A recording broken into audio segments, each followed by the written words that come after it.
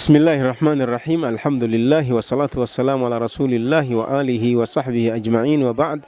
Twebaza Allah omulezi waffe ffenna ne tumusaba emikisa gye n'ebyengera bye abizze ku nabbi waffe Muhammadin sallallahu alayhi wa sallam ne ku bantu be ne ku bagoberezi be bonna okutuusa ku lunaku olw'enkomerero.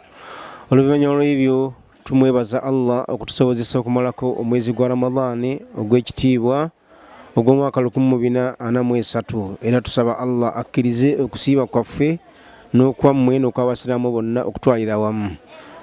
Ekyengera ky'okumalako omwezi gwa Ramadhaani kinene nnyo era buli muntu yeetaaga abeere nga yeebaza Allah ate nga akola Allah by'ayagala naddala ng'amazeeko omwezi ogwa Ramadhaan asasula zakatul fitiri olw'okwebaza Allah okumusobozesa okumalako omwezi ogwa Ramadhaan n'okumutereereza ekisiibo kye kibeere nga kikumibwa butiribiri nga kijjuvu.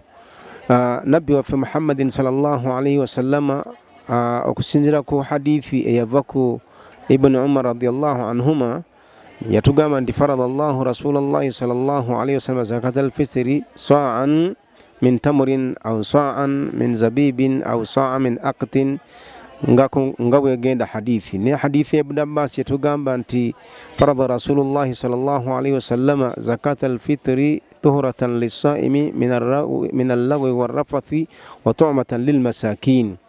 Okusinziira ku hadithi ezo mbiriri zitulaga nti omuntu wabanga amazeeko omwezi gwa Ramadhaan kibeera kirungi n'atoola zakatul fitiri erongoose ekisiibo kye era efunire abaavu n'abanaku ekyokulya ku lunaku olwa Idi. N'olw'ensonga eyo abasiraamu mwenna mukakatibwako okubeera nga musasula zakatul fitiri abaami n'abakyala basobozese okulongoosa okusiiba kwammwe kwe mwamazeeko era efunire abaavu n'abanaku kye banaalya ku lunaku olwa Idil Fitiri ey'emirembe. Tusaba Allah subhanahu wa ta'ala buli yenna yasiibye era n'atoola ne zakatul fitiri akkirize okusiiba kwe era alongoose ekisiibo ekyo ate era amusasulemu empeera ku lunaku olw'enkomerero.